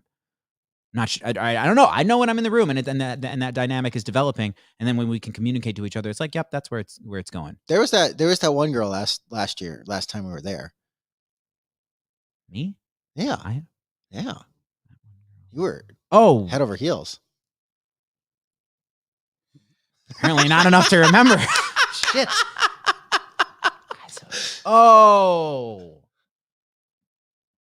That's weird, because I've already filed her into a different file. Interesting. Or maybe I'm just trying to defend myself from the. Because it's this thing of that you got the idea that I will say that I'll do the vulnerability Olympics and say the thing that scares me about what some who are to say I'm going to do the best I can to have this be a thing. And, Yeah. and we're just kind of getting to know each other. But Yeah. I'm sure, I would like to, I wish people had the Constitution. I wish that, that lady women that I have, Yeah. an entanglement with, I would like to have a period of figuring out what's going on there, and not, I don't know. One of the things that I really admire about you is that you are a well-defined human. You have this way about you that you don't compromise. You have your being is artistry. You create art by who you are, and you have chosen, or it's chosen you, or whatever, this way to go about living, and you don't typically bend that for other people, at least not very much. And I have in my life, when my personality, it bends around people. Like when I meet people, it like adjusts to like fit with them. Like if I like someone as a friend or as a partner or whatever, like I will change. Like parts of me change. I'm very malleable. And it's oftentimes not even a conscious effort. It's just, oh, this person fits into my life in this way. They require this sort of behavior, and there's some function, some mechanism in my mind that gives them that. And I don't realize it oftentimes until years later, but sometimes it will change me in ways that I'm not terribly happy about. And one of the things that I've noticed about you is that you don't you don't do that. But there's a bane to that as well. Right. You know? It's not, I don't know. It's not a good thing or a bad thing. It's just a thing. It's like brown hair or blonde hair. It's just a way that Blonde people hair is a are. bad thing to me. Well, if you catch me in the summertime, you'll see that sometimes I have blonde hair on top. And you'll find yourself with one less friend. I have Neapolitan hair in the summertime. It's blonde on top, brown on the sides, black on the sideburns, and red in the beard. I have 4 different colors of hair in the summertime. It's absurd. Neapolitan is chocolate, strawberry, and vanilla. It's a metaphor. Ice cream. It's like what you just said about that. Yeah. Is I think that there are beautiful things on either side of that. Being so rigidly defined. Yeah. And I wouldn't call myself necessarily rigidly defined. Not at all. But it's just like, I guess it's what I would say is like, I could say some cliche like I'm waiting for the right. I'm 32 years old and I don't feel like I didn't lean into relationships of the past as I should have, or that I should and this is the thing that made that is very some man woman shit. Yeah. Like if it's being signaled or arrived at that I'm supposed to be the pursuer or aggressor or whatever, it's like that to me is like, well then no. Yeah. Well then no. If this isn't like 64, what was that? 64-36. If this like maybe not 50-50, but it's like if I am expected to that, then it's like I'm like, well then no, because I don't want to commit to something where I'm constantly clawing across the barren desert and trying to walrus like flop and slide on a slip and slide of shattered glass and fucking scorpions and hot sauce to be able to like tongue dart someone's metaphorical asshole at the end of that. Like that's not going to be a good time. Maybe that's exactly what maybe I should commit to precisely that metaphorically. You're just clearly not desperate enough yet. It's just like I hear people say things that I think that I actually want to, and I'm ready to embody that world. And then it's like, well, where is that? Where is that? And I almost don't want to go veer into that because that's a whole fuckaroo, of a conversation. But to put it simply, it's like I feel like I'll know, and not necessarily like I'll know when we're meeting. Yeah. But I'll know when that dynamic is happening, where it's like this is such a thing. Yeah. That this and I don't have too much of a heart boner about the exclusivity thing. I'm glad that I have achieved a thing where it's hard for me to fathom being upset about a girl having enjoyable orgasms with other individuals. It's like when I think about that, it's like, I hope she's enjoying herself. Yeah. But then I'm like, you know, I could see a thing where it's like, it's Thursday night. I had a rough day at work. We were definitely gonna hang out, and then, you know, and then or just knowing that somebody is with someone else while I'm Are you talking sitting about with twiddling my thumbs. polyamorous dynamic? Yeah. I mean, Well, I think but the ideal situation in a polyamorous dynamic is you don't just have one. yeah, And so, you know, there's the give and take of, if your primary or your lady A is with, her other partner that evening, then lady B might be with you. Yeah. There's a whole trope in the polyamory community of Google calendars and Yeah, color coded and relationship having to planning. have a bunch of energy to do the verbal processing thing all the Yeah. time. Like that makes me want to say, okay, I practice at that, but it's more like I'm open to that, and that's how I've been for a while. But like I'm so like, I would love to fuck around with monogamy. It sounds quirky. And quaint. Have you heard of the concept of poly-single? Yeah, I just read about that. I think it must be coming to prominence right now. If you've recently read or ingested some media Very about recently. I never heard that before, and I where dig it. It's where you are, you present yourself as single when you meet new people. Your family considers you single, but you have one or more. I guess you could call them casual, but maybe not quite so casual sometimes, relationships with sexual or romantic relationships with other people. But there is no, it's further than just we're not exclusive. It's like I'm my own primary and everyone else is secondary. And that sounds really selfish to someone who's not really acquainted with the polyamory community and the dynamics that some people actually desire. But that is a dynamic that some people actually desire. I, personally, if I met a girl that was practicing that, I would love to be a non-partner partner. That'd be great. Yeah, That sounds fucking ideal. I have loved the few times in the past where I was very clearly been used. Yeah. My heart was so full of like, oh my God, because it's grass is greener on the other There's side. no pressure.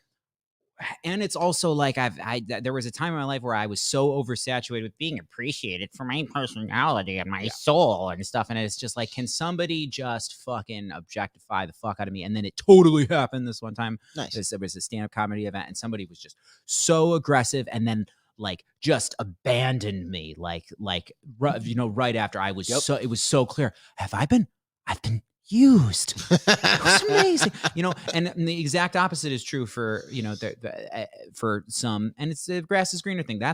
We're dealing with polls here. You said polyamory community. I wouldn't say that I'm into that. I listen to a podcast sometime. I will say what I appreciate is terminology that, you don't have to adapt. But when I heard that poly-single thing, when some of these like, oh, there's like a verbal framework for this, you're not a weirdo. It just makes you, and I'm not too big on it. Something has to be, There's so many definitions now. But what I heard of poly-single though, like the thing that I had never heard before, and this was like, oh yeah, that's what I do, is that you don't ride what is called the relationship escalator. Right. The relationship escalator, as in you meet and then it has nowhere to go but to go upward, and then to get to a point where you arrive at something. Or you get off the elevator. Exactly. Like there's and that's the dynamic that I think a lot of people experience with most relationships is you get on the elevator or escalator or, whichever vertical acceleration device you choose. And you either continue going up or you get off of that elevator. You're breaking up or you're moving towards marriage and kids. That is what I've been opposed to. Yeah, that is what that's unnecessary. To me, it's like, this may change. I may meet somebody where it's like, I remember, I have to give this example. I had a person who lived with me at my mom's house. Great guy, our artist friend. Anyway, I don't want to say him specifically, but he had a relationship, a girlfriend once of several years, and they used to fucking sleep with their faces in each other's faces. And they were breathing each other's exhales. They would sleep like with their noses, like stacked on top of each other, like side to side. Their faces were facing each other's faces. That's crazy to me. That's mortifying to you? I am so one of those where it's like cuddling and snuggling is great, but at some point you want to actually fall asleep. Yeah, and that's then you true. roll over and get some goddamn space, but you definitely don't breathe each other's fucking air. Depends how many drugs I've been doing that night. Oh, but they used to do it consistently. And it was so, and I would just look at it and I'd be like, should I envy this? Yeah. This is like, wow. Or even, and is it safe That's- to be yeah. breathing somebody else's carbon dioxide? Should be so yeah, but one thing that I've always thought like that is, and this is like just super attractive, like when I think of an ideal woman, this I would say this is going in my paragraph tomorrow of my ideal Yeah. relationship. She wants space. She wants to be a person that is not constantly under the influence of my Yeah. myness. Yeah. Like that, But does occasionally want that. occasionally or even often, but Yeah. I think of somebody, when I think of somebody who doesn't at least, bi-monthly be like, I need like a week where I don't see your goddamn shadow. Yeah. That when I think of that, it's like, oh, you really love me, because that means you really, to me, and how I experience things that I love, it's like when you care enough to want to preserve something, that, I mean, how many marriages ended at this quarantine? It's a real thing. Yeah. It's a real thing. Yeah. Yeah. Or didn't end, but maybe should. Or shall soon. Yeah. Zach, I want to ask you a question. Okay. Have you ever written a love song? Yes. A rapping love song. Yeah. Yeah. Is it It's on SoundCloud. I think it's privated right now. really? I'll show you it in headphones. You should. But I'm so embarrassed about it. It's probably so sincere. No, okay, that's not what I want. I want to hear that. But what I think would be really a hilarious and wonderful exercise is a present day mindset nonsense man love song. Oh boy. About like romantic-sexual love? Yeah, maybe? yeah. I have to be inspired.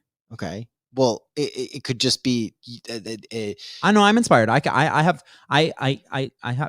love. Okay.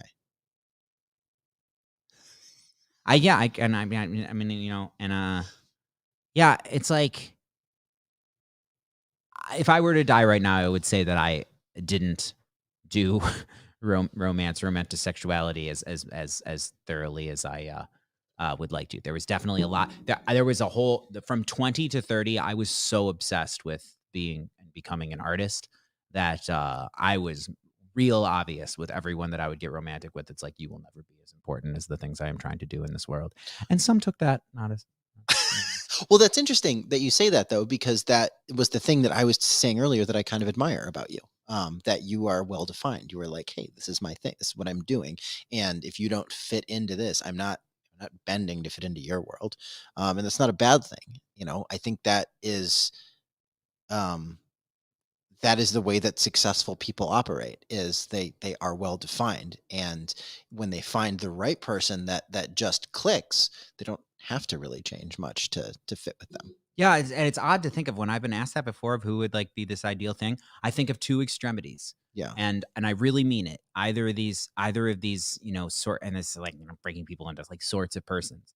But I feel like I could be fucking super duper mega fucking in love and in like teamwork, partnership, fucking like, and I feel I have such a both heart and blood brain boner, literal bone, a clitoral boner. Yeah. My clitoris becomes erect and morphs into what could be called a male dick when I think about like supporting a woman's mission. Yeah. That's like, to meet somebody who's doing a thing and they're like, I'm doing this thing, whether or not you fucking exist or we meet or we come to any agreement, I'm doing what the fuck I'm doing. Are you down also? And it's Yeah. like, yeah, and this is how I can help, and this is how I support, and I'll fucking knife anyone who gets near your progress, and have to make it a violent threat to, but like, I'm there for you in whatever capacity I can be. I fucking, yeah. No, you're doing this and I'm doing my thing and I fucking support, like that, just that mutual support. And I observe couples where it's like, that's fucking awesome. That is so, but then also somebody who's just nice. So he's just nice and we get along. somebody who's just good, who's just good, or just like we have fun. Or also this thing that is what could be called the archetypal feminine as fuck. Yeah. Like sometimes you meet someone who just loves to envelop, who loves to support, who doesn't want to come into a room. I'm just gonna verbally ejaculate all everyone when they're like, and they're It's grace. that's a word. Yeah, but I could just think if there's like someone who just like, and I could just fall so the fuck in love with that archetype as well. Yeah, but that'll be interesting to write that down.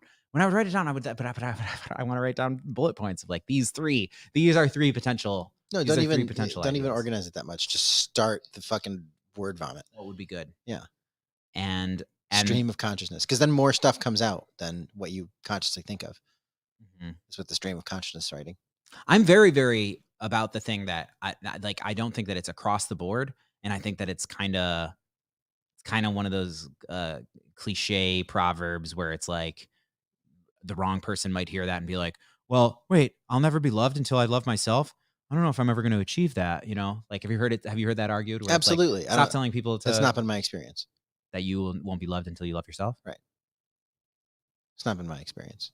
I feel like I've had people that have loved me, and there's been times when in recent history when I'm learning the ways in which I haven't been very loving towards myself.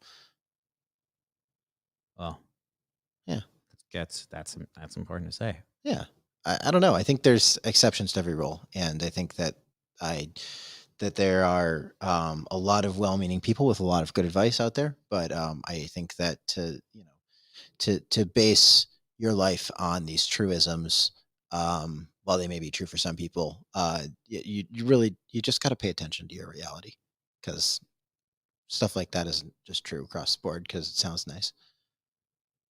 Might be helpful. It's proverbs are always a truth. Proverbs are always like a half truth, like the other extremity of that is also what someone needs. Yeah. I think two people can learn. I think two people that might not necessarily have the best relationship with themselves can fall in love with each other and learn to love each other and themselves in tandem. But totally a thing. Yeah. That's a thing that happens rather frequently. But there is a lot of truth to that. That it's difficult to love someone else if you don't love yourself. That the relationships that you have, the friendships, the romantic relationships, business relationships will generally reflect how you feel about yourself. Those other people will generally reflect that same thing back to you.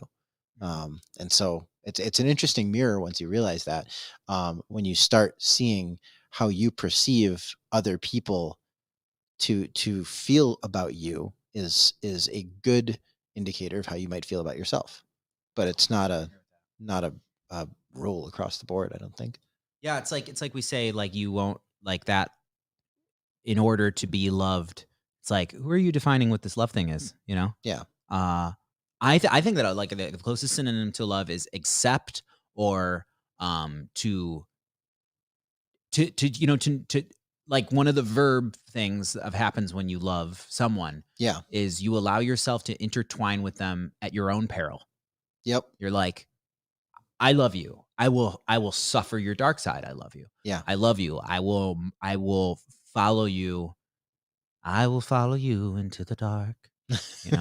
Like, it's very yeah,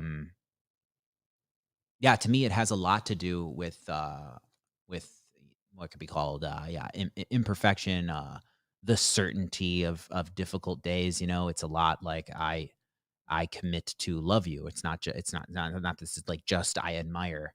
Because to me, it's like, I would say the defining thing of like, we're in true love. Like, it's not, just by my own personal definition and aspirations of what a good relationship would be, we are not like truly in love until we have found out what sucks about what flares up in the other that causes pain. Absolutely. Yeah. Until you've been able to love the darker parts of someone else, then the love hasn't been tested. Yeah, it has a lot, and that's the thing that may be a big, subconscious or fucking maybe I was aware of a time. I used to be a very self-deprecating stand-up comedian and get drunk as fuck on Sundays and pretty much talk about what sucked about me on stage and turn it into jokes. It wasn't all self-deprecative, but it was a bit. Yeah. And that one time that girl totally fucked me for like for doing precisely that. Nice. Getting on stage and drunkenly making I must have been good that night, but like but there was times where I would just bomb and I would just fucking I would just kind of bask in the that, you know, that and I feel like that form of stand up, no, that's timeless. You know what's funny? I had this realization in high school, and it was kind of a dark realization that people responded well, specifically girls responded well when I would complain about school.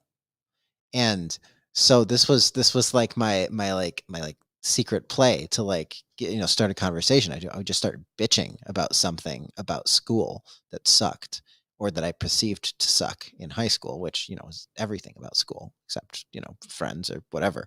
And I did this for a little while until I dropped out of school. But the I realized after a short period of time that this is not the way that I want to be. I don't want to be a person that just complains all the time. But it was kind of a hilarious realization to come across that complaining was this universal thing that It really is. It's very bonding. It's very bonding. Yeah. and you notice people nowadays that have it's never dawned on them that maybe that isn't the way to be all the time, and it's just become their kind of default for Yeah. It's interesting, the idea of negativity as Yeah. opposed to positivity, because it's like it is a positive utterance to be honest about what is bothering you. Absolutely. It is negative to be like, I'm fine, I'm falling apart. Absolutely. Like, so when I think of the past, I very much have had experiences like that where it's like I'm trying to vibe with this, as it were, hottie, Yeah. who is all about verbalized negativity. Yep. Like her deal is I hate it here. Have you heard this phrase? I hate it here. No. That's a thing. It's become a trope. It's I become a hate it proverb. here and I want to leave. I hate it here. It's a way of saying that I hate society. Oh, yeah. I hate the way reality is currently yeah. organized. It's not always necessarily a political thing, but I hear that being said. I hear that being typed. I see that a lot on the internet. I hate it here. Yeah. And sometimes it's being said by somebody that I want to devour for a year. And so if I, a lesser me might I shouldn't say lesser, but I might be like, if I could appeal to that and we could vibe out Yeah. about hating the things we hate about here, Yeah. then maybe we will bond over that. Really though, I'm in this place, and this might change, but lately I'm like, I could do the be big time ethical, or perhaps a little unethical slut. Like I could slut it out really hard. Yeah. And I think that I totally will if I achieve societally sanctioned success. Yeah. You will see me be a sleut. Yeah. Yes. Unless you've descended into monogamy by that point. No, I did. Well, maybe I don't know. The future holds a lot, but I think that if I were to say if one of the cryptos that I'm holding Yeah. tends to fucking skyrocket and I become a millionaire, you will see me doing the very well communicated like transactional sugar daddy thing. You will see me being a sleut for a period of time. Yeah. Because I think that life is all about fuck around and find out. Like I know that that gets exhausted. And it's like, okay, now I know that that's not even anything of what I thought I desired from that. But, and I think that my relationships over that, like on the other side of being sick or disenchanted or, jaded to that, would be better actually, because there isn't this thought of like, oh, could it be? But, as it is now, where I'm still hood street rat, I don't buy that. If only she'd look closer, as long as I'm still that sort of thing, and success is very relative. I meet people sometimes who are impressed with me exactly that sort of thing.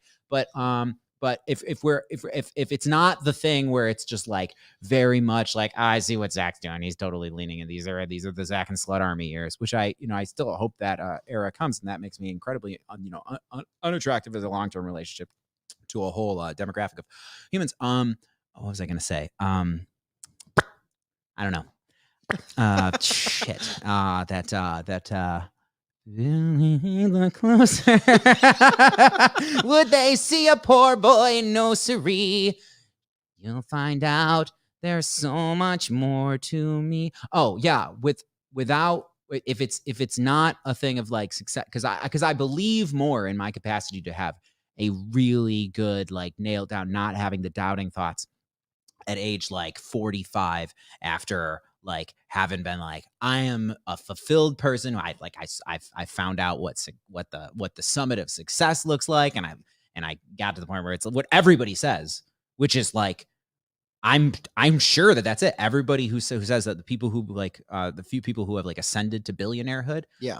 who are honest and like talk like genuinely, like I've heard it said pretty much the same. It's like and you're happy for like a week. It's like, oh, became rich, okay, and then it's like you are right back at the emotional status of yeah, and then it's and I know that that's the truth. I know that the things that I think that I'm reaching for sometime, whether it be success in some sort of a tangible, measured way, or whether it just be like whatever feeling that's void in my heart sort of thing. Yeah. Like I know that achieving whatever that fucking getting to the top of the Astro Keg circa of global guts and hoisting the fucking trophy, Yeah. like that's not the end. And then on the other side of that might be like the most empty feeling possible. I know that, and Right. but I also know that there's these voices that want the thing, but I don't know. I forget what I was going to say. I was going to say something heartening.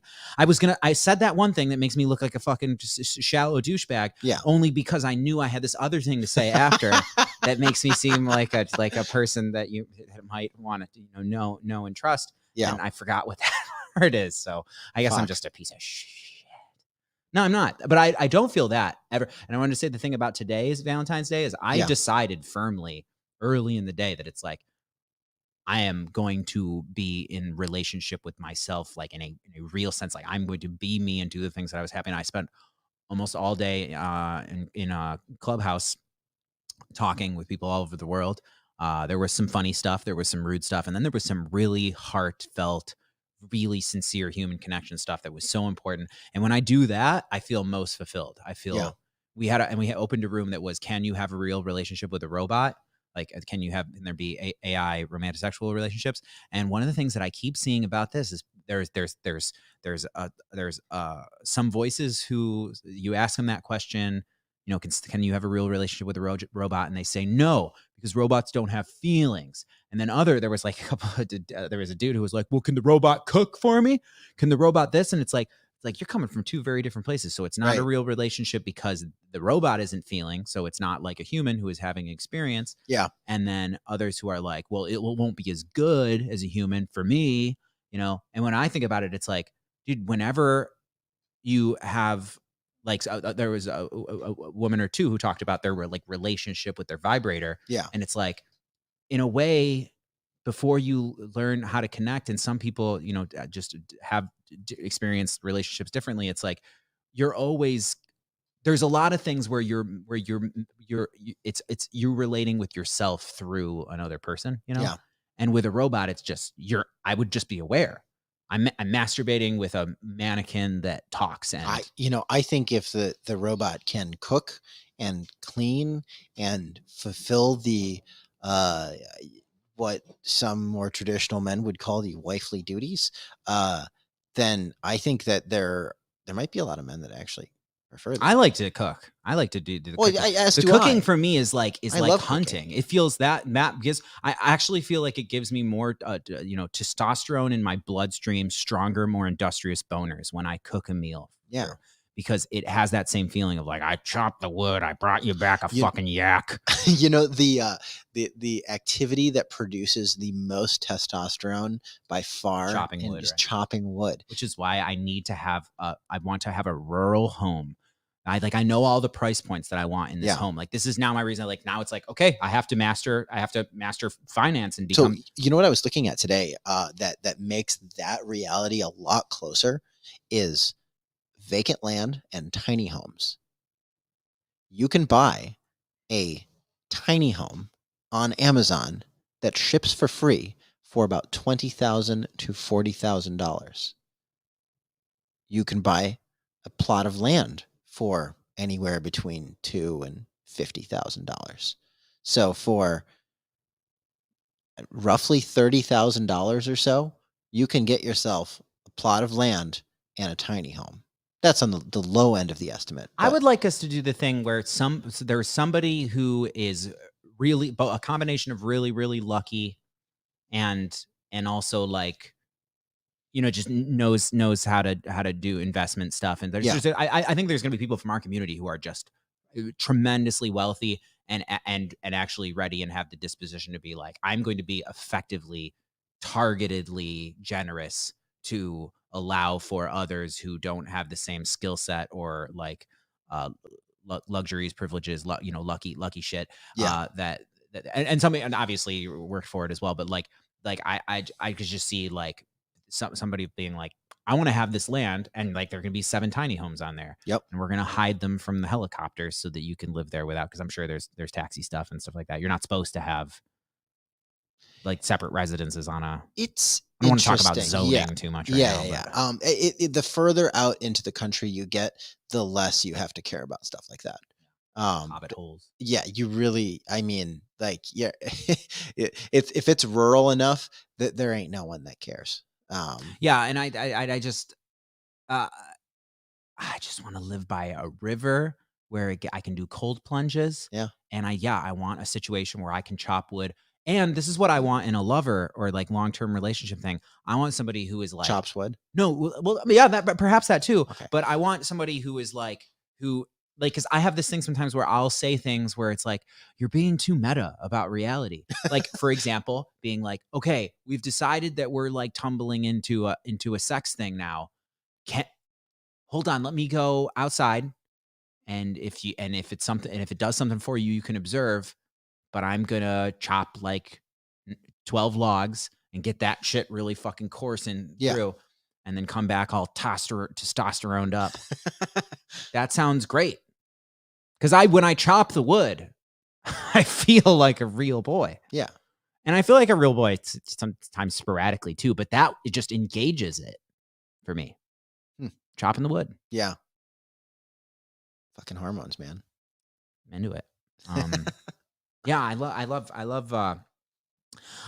love reality. I've like, you know, there's times where it's not doing its best dog and pony show, but generally I love being a human. It's really interesting. I have this predilection to be optimistic about things. And that has at times caused me to miss red flags or miss signs that would say that the relationship or a project or a plan or something isn't going quite so well. Yeah, it's an interesting bent to have. The thing that I wanted to talk about with that was different perspectives. I have this. It's really interesting in my life right now. Like, there's a lot of things that are coming together really nicely. I'm really just genuinely happy about existence. I don't have like a lot of major stressors. There's a few, but they're the things that the challenges that I have are bigger than challenges that I've faced in the past, but they don't seem insurmountable.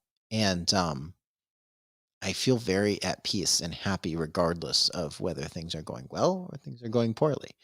And I remember hearing about this state of mind months or years ago and thinking, that's silly. My feelings come in such waves based on whether things are going well or things are going poorly. And I've found that I've achieved that state. But it's interesting because, like, I can describe the things that are going on in my life in such a way that you would think, wow, that's really great.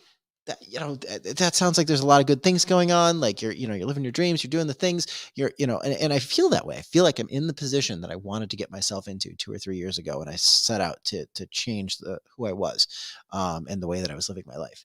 And then there's this other perspective where if I described some of the things that are going on in my life right now, to my family members, parents, relatives, they would be mortified. It's falling apart, and it's like, yeah, that is a perspective, but that's not my perspective. Yeah. And I think the ultimate arbiter of whether my life or anyone's life is going well or not is whether they're happy with it or not. Yeah, and happy is a weird word. Happy is a note. Happy. I think the best way is, and it's like, okay, so to put this in an artistic way, notes of music. Yeah. It's very like, you Okay. know, do you like, if happy was a note, it's like, can you name a song that you like where it's literally like, there's some very minimalist like riffs that change the world, but is there any song that you like that is just straight up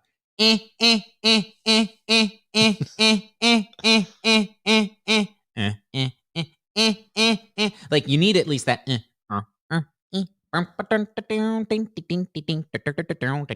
now you're doing music. But if it's just if happy is that's just panting. Sure. But that's just a repetitive sound. But it's dynamic that makes life worth living, and and happiness is only happiness being defined, you know, juxtaposed against other things and sounds. And what you want as a life is you want this interesting dynamic symphony. Yeah. And then the other metaphor is the fucking stock exchange. Is fucking, well, like, I haven't fucked around with stocks at all, but I've seen graphs. I don't know. But crypto, like, look, I don't understand what's going on there, but I fucking, you know, I have skin in the game now. So, and I fucking have had addictions of looking at the fucking the Coinbase all the time. Yeah. And it's that, like, that's the most the visual metaphor of how emotions go. Yeah. It's up sometimes and it's down sometimes. And if it's down, you know, the only thing that makes that bad or terrible is painful is if you think the game is done, or if you identify it, this is what it is. Yeah. Or if you take it all out at that, and then you lost all your ducats. Right. But like in life, it's like, I'm getting better at, like, I had a really, I won't say how many weeks it is ago, because it's like, there was a week recently where I just observed a lot of really intense and close up, like, of the desolation of humanity and the human experience.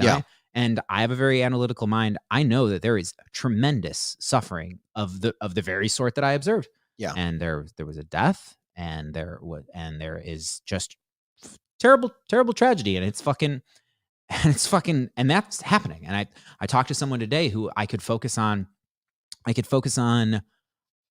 how good it was for her to be able to share like that. Yeah. But it's horrendously unjust. And somebody in and I'll just say a country that is tremendously oppressive, you know, relative to, but like, oppressive. And it's like but when you're faced with somebody just like, you know, just sharing like, I am suffering, and it is unfair and unjust and terrible. Yeah. And it's just like, all you can do is hear. And I had, you know, like, some things, it remained a conversation, but there was a point where it's just like, the good thing here is being able to, you know, hear and receive that information. Anything to say back to that, it's like, you know, there's people having that experience of like, their range of motion is extremely limited by living in a fucking unapologetically or authoritarian state. You know, we have problems, but we don't have Right. those problems. Yeah. Fuck. Yeah. You know? And but anyway, I've noticed that when I'm and I want to kind of live my life by this, is like, I tend to perk up and be more, not perk up as in get happy, but like, when I compare myself to other suffering that seems, you know, far more significant, or just more like real and bearing down than my own, I tend to like go into the mode where I can hopefully, you know, be helpful in some way. Yeah. As where when I experience my own desolation and misery, it's usually when things are going kind of even keel. Interesting. I don't have many times in my life where I was really upset because there was something upsetting. It's very strange. We've talked about this. We have the similarity thing of like, with people and social emotional reactions, where it's like, it's often, you said that this was similar of you and I, that it's like, most people seem to, something happens and then they emotionally react. Yeah. As where with us, it seems like sometimes it's like, what would be the appropriate emotional reaction, you know? Yeah. It's like a computer analyzing to, you know, give the correct, you know, the correct output, for, you know, whatever stimulus is happening. There's not an instant. There's a delay. There's a delay and a consideration and an intention behind the response rather than. Yeah, and sometimes a subconscious deflection. I'm trying to figure this out, but I think that it's a good thing that I have this. I've had several experiences recently where when something was happening, Yeah. I won't take it to politics, but one of them was that, and then Yeah. there's something that was personal, and there was like, and I will, when it's happening and when the news is bearing down, where I think that some, or I don't want to say like most, but like that would be the time to be like, have my heart hurt. Yeah. I'll deflect in some way or laugh it off maniacally, or be like, this ain't so bad. But I'll be actually in the time thinking like, yeah, this isn't a thing. And then at some point, once the room quiets down and maybe it's like a week later, I will fucking then feel the brunt of what is. It's really interesting. I read something recently that if you are a person who says that I thrive in chaos, that is a trauma response. And that's interesting because that's something that I have always said about myself, that I thrive in chaos. When things are chaotic, when all kinds of shit's going on, I like snap into fucking super go mode, and like I make things happen very quickly, and I make the right things happen, and I take care of business. And it's interesting. I had an experience about a year ago, and this was kind of a deeply personal and significant experience to me. A dear friend of mine took her life, and I was tasked with telling her mother that she had taken her life, and I did that, and it was a very short period of time, maybe 10 minutes between when I heard and when I finally got a hold of her mother. I shed some tears during that time, but not very many. And the person that was with me at the time was like kind of taken aback by this, that like that there wasn't like a significant emotional outpouring or like reaction. And I was like, well, this is actually the strongest reaction to a death that I've ever had. In the past, whenever there's been, and no, I've never lost someone quite so close to me as this person, but in the past, I don't, when I've lost people, grandparents or friends, it's the only funeral I ever cried at was my stepbrother who had Down syndrome, and the reason why I felt so much grief for him was that he was so innocent, as a being. He had no, he wasn't, he didn't have the same kind of weight attached to his actions as a more conscious person would. More, I don't even know how to describe it. Anyways, though, but I thought that was really interesting. And one of the things that I am working to do in my own life is lessen that gap between when events happen and when I react. And I find that that the reason why I have that delay is because I don't trust my emotions. I and I really believe that our emotions are kind of like a superpower. Like they're the signal, the pathways between the subconscious and the conscious. And if your emotions are not out of whack, and actually I don't even know if that's the right way to describe it. If you can attune yourself to your emotions, so that they are able to function in a healthy way, that is um that's a superpower. That's a way to um interact with the world that many people don't have, myself included. That there's a delay there, and I'm not able to as easily access that as other people. Now, the other side of that, though, is that there are many people whose emotions betray them, uh who they run roughshod over rational thinking and cause all sorts of destruction and chaos. And I think that's why, and I don't know that that has been a thing in my past, but it's my emotions have definitely caused me innumerable heartache, especially when I was a child. But there's not being able to trust one's emotions or feeling like you can't trust them. It short circuits that. Um, But yeah, that was just a interesting insight I've come to since having that conversation with you about having that delay in emotional reaction. Yeah. Yeah.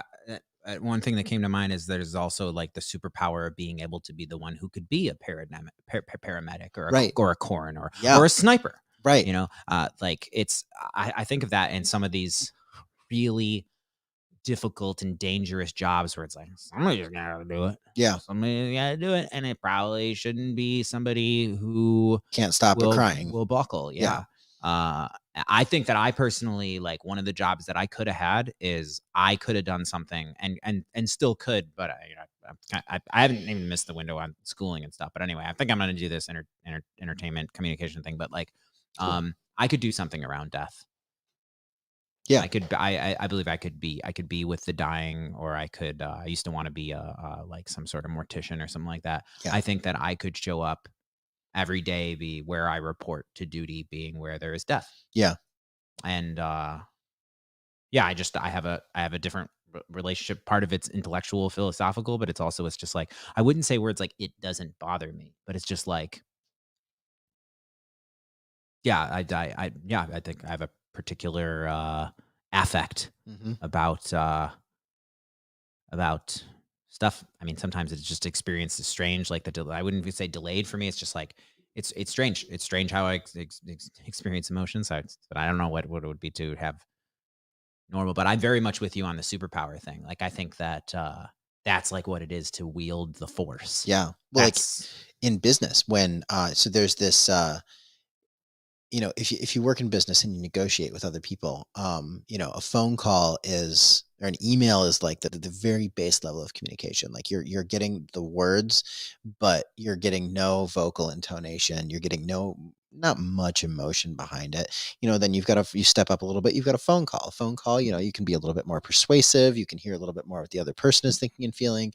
But beyond that, you step up a little bit more. You get a video conference. You're talking. You're face to face, but like there's still a little box on a YouTube screen. They're not, a real person yet. You can step up for that, and there's these very expensive systems called telepresence that Fortune 500 companies have, and it's basically like a whole wall of projectors, and then a boardroom, and then in the other person's telepresence room, they also have a whole wall of projectors and a boardroom, and it gives the illusion that you're all in the same room together. And then there's, hopping on a plane and flying somewhere for a meeting, which, if you're a very wealthy and powerful person, that is what you're going to do if you really need to negotiate with someone, because not anymore. No, I think they're still doing it. Yeah. But that's, if you really, if you want the full effect of your emotional magic and your subconscious perception, you need to be in front of that other person. And yeah, especially if you're good at strong arming them into agreeing with you, or just mentally wrestling with someone to come to a mutually beneficial agreement. It doesn't even necessarily mean that they're trying to win. It just means that they're trying to make sure that both sides are satisfied. Yeah, it's I actually I romanticize getting to it. I romanticize negotiation now, and it's been so long since I really had that.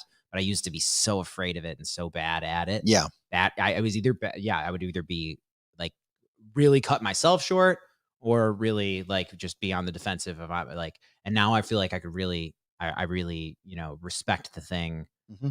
We just had a really bad idea of we're not launching it at like money consciousness and stuff. We're wrapping it up here. I would say I had a good day though. I would say I did my best job of my life this time. Of like, I wouldn't even say I was my own Valentine. I would say that I was the human species was my Valentine today. I had really good.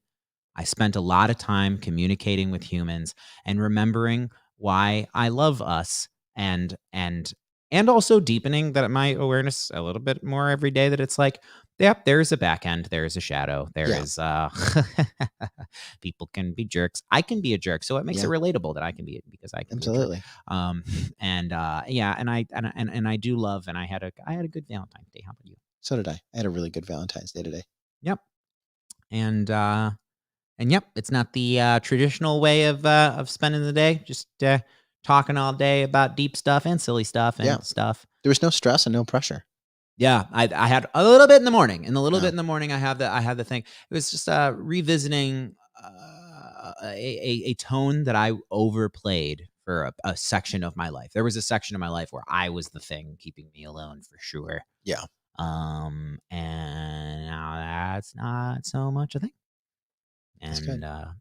reality is good, It certainly is. even though reality is we're a little uncertain right now, Yeah. a little kerjumbled.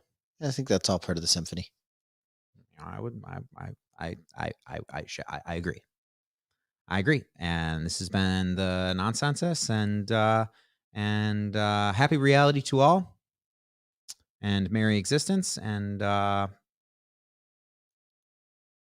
Keep going.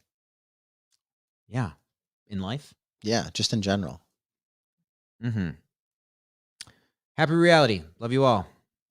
The future's gonna be just as weird as now is. I promise. The future's gonna be absolute as the past. Be sure of that. The future's gonna be just as weird as now is. I promise. The future's gonna